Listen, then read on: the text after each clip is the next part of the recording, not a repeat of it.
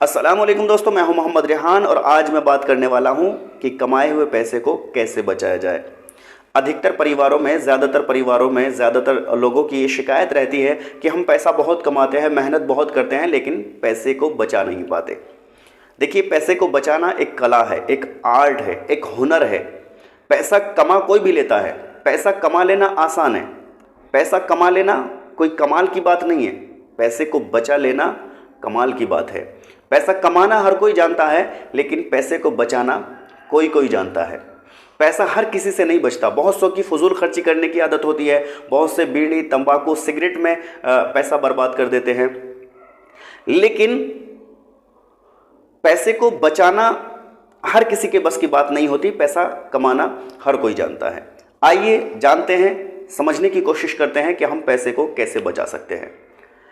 मैं बात कर रहा हूं उनकी जो 10-12 हज़ार रुपये मंथली इनकम पर काम करते हैं, सैलरी पर काम करते हैं, कि वो पैसे को कैसे बचा सकते हैं। उनको अपने, अगर कोई 10,000 रुपये कमाता है तो उन 10,000 रुपये को वो 4 भागों में डिवाइड कर ले। एक इमरजेंसी फंड बनाए, एक सेविंग अकाउंट खुलाए, बचत खाता, और कुछ हिस्सा अपने घर वालों पर खर्च करे और बाकी पैसा इन्वेस्ट करे। सबसे पहले बात कर लेते हैं हम इमरजेंसी फंड के फ़ायदे की। इमरजेंसी फंड, आप 1,000 रुपये महीना बचा रहे हैं और 1 साल तक आपने बचाया, 12,000 हो गए।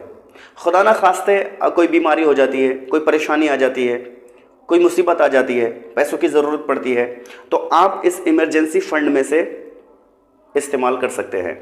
सेविंग अकाउंट में आप 1,000 रुपये या 2,000 रुपये महीना बचाते हैं। मिसाल के तौर पर आप 2,000 रुपये सेविंग कर रहे हैं, 2,000 रुपये आप सेविंग कर रहे हैं महीने में, आपने 3 साल तक बचाए, तो कितने हो गए? 24, 48, 72,000 रुपये 3 साल में। ये आपकी क्या है? सेविंग है। इसका क्या फ़ायदा होता है? जैसे मिडिल क्लास है और गरीब परिवार से हैं, घर में 2-4 जने होते हैं, किसी की शादी हो गई होती है, किसी की नहीं हुई होती है, या कोई काम आन पड़ता है 50-60 हज़ार रुपये का, तो ये जो सेविंग होती है ये उस वक्त हमारे काम में आती है।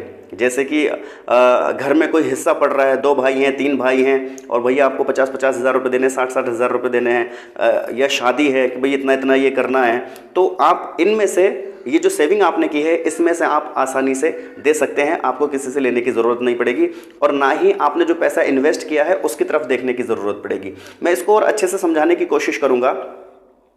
फिर 1,000 ये और 2,000 वो, 3,000 ये आपके हो गए, बचे 7,000। 7,000 में आप 4,000 रुपये इन्वेस्ट कर दीजिए, कहीं पर भी लगा दीजिए, और 3,000 रुपये आप अपनी फैमिली वालों को दीजिए, अपनी फैमिली को सपोर्ट कीजिए, खर्चा कीजिए फैमिली वालों पर। तो ये 10,000 रुपये पूरे हो गए। तो इमरजेंसी फंड, अगर मिसाल के तौर पर आपकी शादी नहीं हुई है और आप 5 साल से ये इकट्ठा कर रहे हैं 1,000 रुपये, तो ये हो जाते हैं 60,000 रुपये। अब आप फैमिली वाले हो गए, बच्चे वाले हो गए, बच्चे बड़े होने लगे, अभी आपने और भी बचत की। फॉर एग्जांपल आपने 1 लाख रुपए इकट्ठा कर लिए, तो अब अगर कोई बीमारी आ जाती है, कोई परेशानी आ जाती है, कोई तकलीफ आ जाती है, तो फिर आपको किसी से मांगने की या इधर उधर देखने की ज़रूरत नहीं होती है, और ना ही जो पैसा आपने इन्वेस्ट किया है उसमें से निकालने की ज़रूरत होती है। बचत जो होती है वो मैं आपको बता चुका हूँ कि घर में कोई बड़ा काम आ जाता है, कोई शादी वगैरह का फंक्शन आ जाता है, कोई फंक्शन आ जाता है, या घर में ऐसी कोई स्थिति आ जाती है जहाँ 50-60 हज़ार रुपये देने पड़ जाते हैं, तो ये आपकी सेविंग अकाउंट में से जा सकते हैं। और जो पैसा आप इन्वेस्ट कर रहे हैं, जैसे 4,000 रुपये महीना आपने इन्वेस्ट किया, आप कहेंगे 4,000 रुपये किस में इन्वेस्ट करें, तो मैं कहूँगा कि आप सब्र करें और 5-6 महीने आप उधर मत देखो। 5-6 महीने आप सिर्फ बचत करते रहो। 4,000 रुपये महीना आपने अगर 6 महीने बचत की तो आपके पास 24,000 रुपये हो जाते हैं। 24,000 रुपये 6 महीने में आपके पास हो जाते हैं। आप कोई गाड़ी खरीद सकते हैं, किसी ऑटो डील वाले से संपर्क कर सकते हैं, कोई गाड़ी खरीद के वहाँ खड़ा कर सकते हैं, कमीशन बेस पर आप काम कर सकते हैं। पैसा आपका, तजुर्बा उसका, जो फ़ायदा हो दोनों आधा कर सकते हैं। मैं एक एग्जांपल दे रहा हूँ बस, कि अगर आपने महीने में एक गाड़ी भी बिक गई और 1,500 रुपये आपके फ़ायदे के मिल गए, तो आप पहले 10,000 रुपये महीना कमा रहे थे, अब आप 10,500 रुपये महीना कमाने लगे। वैसे ही आप बचत को बढ़ा दें कि पहले आप 2000 बचा रहे थे, अब 2500 बचाने लगे, या पहले आपको 4000 बच रहे थे, अब आप 5500 रुपये बचाना शुरू कर देंगे। 6 महीने फिर सब्र कीजिए और आपके पास 50-60 हज़ार रुपये इकट्ठा हो जाएंगे। आप 2 गाड़ी खरीदिए, ऑटो डील वाले के पास आप खड़ी कर दें। 2 गाड़ी आपकी बिक जाती हैं, मिसाल के तौर पर महीने में ज़्यादा ही बिक सकती है, लेकिन एक आप छोटी सी बात पकड़ लीजिए कि अगर 2 गाड़ियाँ बिक जाती हैं आपको 3000 रुपये मिलना शुरू हो जाते हैं। तो आप पहले 10,000 कमा रहे थे, अब आप 13,000 रुपये कमा रहे हैं। अब आप बचत भी बढ़ा दीजिए और इन्वेस्ट जो आप पैसा कर रहे हैं उसको भी बढ़ा दीजिए।